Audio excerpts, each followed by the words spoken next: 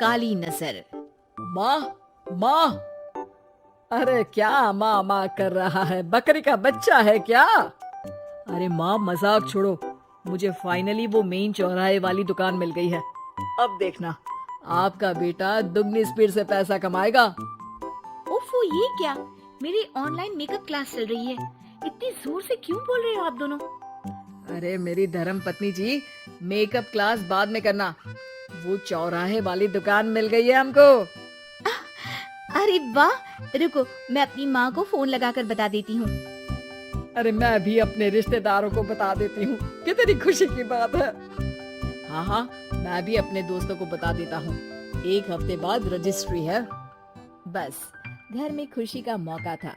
उन तीनों ने अपने अपने फोन उठाए और लोगों में बात फैलाना शुरू कर दिया। और रही सही कसर श्वेता बहू ने अपने पड़ोस में सबको बताकर कर दी। अरे वर्मा आंटी, अब हम भी जल्दी कार ले लेंगे। घर का रेनोवेशन होगा और ठाट से रहेंगे हम भी। अरे ऐसा क्या हुआ?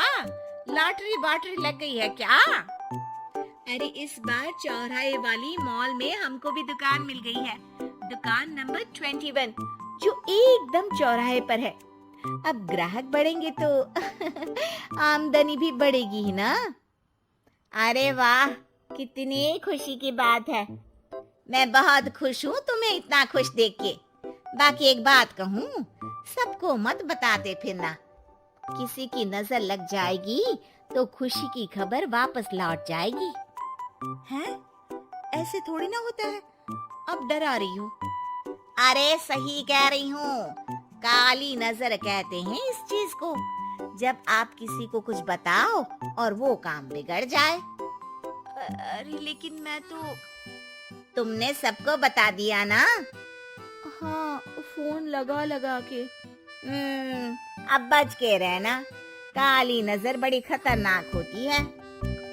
श्वेता इतनी खुश रहती है कि वो वर्मा आंटी की बात पर ध्यान ही नहीं देती, जबकि पड़ोस में और भी लोगों से खुशी की खबर शेयर करती रहती है। अगले दिन राजेश बहुत दुखी होकर घर आता है। अरे बेटा, क्या हुआ? मुंह क्यों सूजा हुआ है? मधुमक्खी ने काट लिया क्या? माँ, वो दुकान किसी और के पास चली गई। किसी ने ज्यादा भाव लगा दिया। अरे पर बात तो आपसे हुई थी ना उस दुकान वाले की। हाँ, आज मैं टोकन अमाउंट देने गया था, तब मुझे पता चला कोई आकर सुबह मुझसे पहले ही ज्यादा अमाउंट दे गया। काली नजर। क्या कहा? वर्मा आंटी ने समझाया था कि किसी को बताना मत, वरना काली नजर लग जाएगी। अच्छा, तुम्हें उनकी बात मान लेनी चाहिए थी।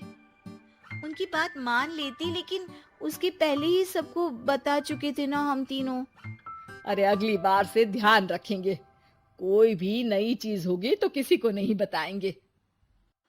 तीनों कुछ दिन ऐसे ही रहते हैं, पर एक दिन श्वेता को एक मेल आता है।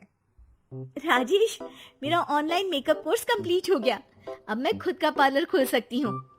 अरे वाह, अपने मोहल्ले में ही खोलते हैं। ये जो घर के सामने दुकान है ना, वहीं। हाँ, यहाँ सस्ती भी मिल जाएगी। अगले दिन श्वेता वर्मा आंटी के पास जाती है, मिठाई का डब्बा लेकर। अरे आओ आओ, कैसे आना हुआ? जोर से नहीं बोलूंगी। वो सामने वाली दुकान है ना, वहाँ मैं अपनी पार्लर की दुकान खोलने वाली हूँ। उसकी मिठाई है। अरे वाह, बहुत बधाई हो तुमको। हाँ, मैं कमाने लगूंगी तो राजेश पर पूरे घर का बोझ नहीं रहेगा ना आंटी जी।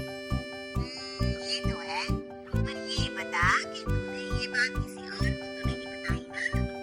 नहीं, पिछली बार करती काली नजर लगी किसी की और राजेश के हाथ से वो दुकान चली गई थी। सबको मत बताना। चलो मैं चलती हूँ, कल दुकान की बात करने भी तो जाना है। अगले दिन श्वेता दुकान के लिए मालिक से बात करने जाती है। अरे लेकिन दुकान तो हम कल रात को ही किसी को दे चुके हैं। कल ही? हाँ, कल ही। 2 दिन बाद कोई यहाँ पार्लर भी खोल लेगा। अब कहीं और दुकान देख लीजिए। अरे पर हमको भी तो पार्लर ही खोलना था। हाँ भाई, एक ही दुकान है, आधी आधी तो नहीं दे सकता ना मैं। राजेश और श्वेता घर पर हताश होकर आ जाते हैं। इस बार तो किसी को बताया भी नहीं था, अब किसकी काली नजर लग सकती है? सुनो, तुमने माँ को बताया था क्या? अरे कैसी बात कर रही हो? माँ की नजर थोड़ी ना लगेगी। पक्का तुमने किसी को नहीं बताया था ना?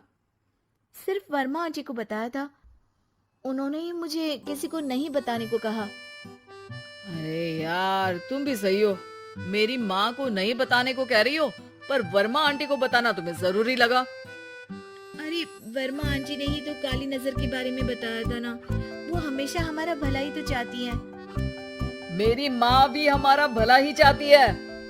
अरे पर चिल्ला क्यों रहे हो? बात नहीं कर सकते क्या आराम से? नहीं आता वो आराम से बात करना, और करना भी नहीं चाहता हूँ मैं।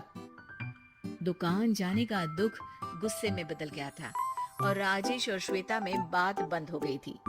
2 दिन बाद मोहल्ले में पार्लर का इनॉग्रेशन हुआ, जिसमें मोहल्ले के सभी लोगों को बुलाया गया, पर श्वेता, राजेश और माँ नहीं जाते। माँ अंदर आ जाओ, क्या देख रही हो? अरे नया पार्लर देख रही हूँ अपने आंगन से।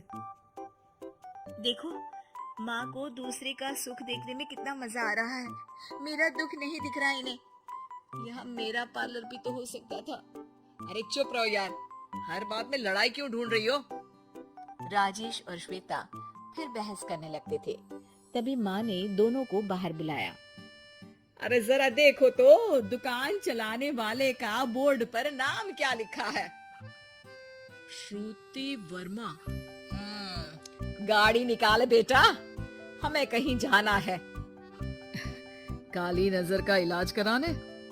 राजेश अपनी बाइक निकालता है। तीनों ट्रिपलिंग कर रहे हैं। माँ राजेश को उस मॉल वाली दुकान पर लेकर जाती है जहाँ राजेश अपनी दुकान खोलने वाला था।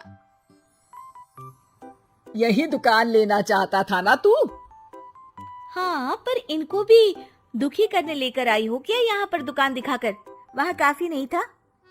अरे श्वेता, थोड़ा सब्र रख, अभी पता चलेगा कि हम यहाँ क्यों आए हैं। बता, इस दुकान चलाने वाले का नाम क्या है? अनुपम वर्मा। कुछ समझ में आया?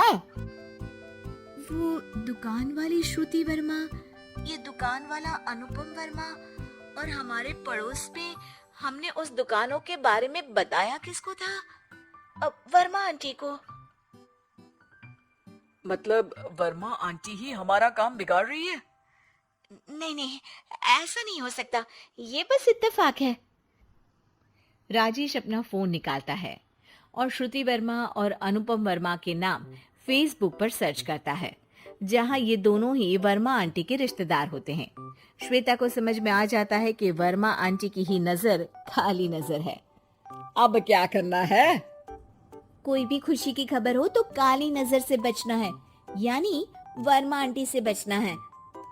अरे पर मुझे ये समझ में नहीं आया कि वो हमारे साथ ऐसा क्यों करेंगी। अरे बेटा, एक सीख है, दूर के आदमी को आपकी तरक्की से कम परेशानी होगी, पड़ोसी को ज्यादा। दोनों माँ की बात में हामी भरते हैं और अगला काम चुपचाप करने की कसम खाते हैं, ताकि आगे से वर्मा आंटी कोई काम ना बिगाड़ सके।